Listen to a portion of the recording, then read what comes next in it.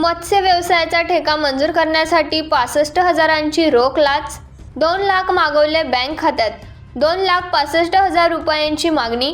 नंदुरबारचा मत्स्य विकास अधिकारी अटकेत. नंदुरबार येथील मत्स्य व्यवसायाचा ठेका मंजूर केल्याच्या मोबदल्यात 65,000ची लाच घेताना मत्स्य विकास अधिकाऱ्याला शुक्रवारी एसीबीच्या पथकाने रंगेहात अटक केली. विशेष म्हणजे या अधिकाऱ्याने उर्वरित 2 लाखांची रक्कम बँक खात्यात वर्ग करण्याचे सांगितले.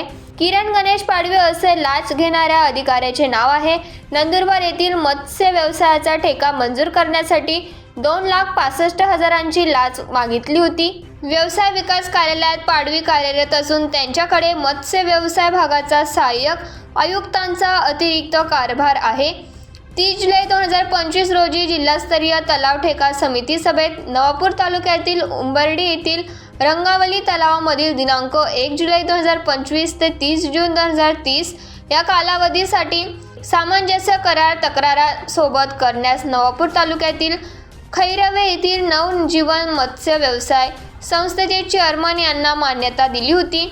या मान्यतेच्या आदेशाची प्रत लोकसेवक किरण पाडवी यांनी तक्रारदार यांना देऊन मत्स्य व्यवसाय ठेका मंजूर केल्याचा मोबदल्यात बक्षीस म्हणून 1 लाख रुपयाचा लाचेची मागणी केली होती. मात्र तक्रारदाराने ती दिली नाही. शुक्रवारी लाचलुचपत प्रतिबंधक विभागाच्या पथकाने सापळा रचून पाडवी यांना लाचेची रक्कम स्वीकारता रंगेहात पकडले. या संदर्भात गुन्हा दाखल करण्यात आला आहे.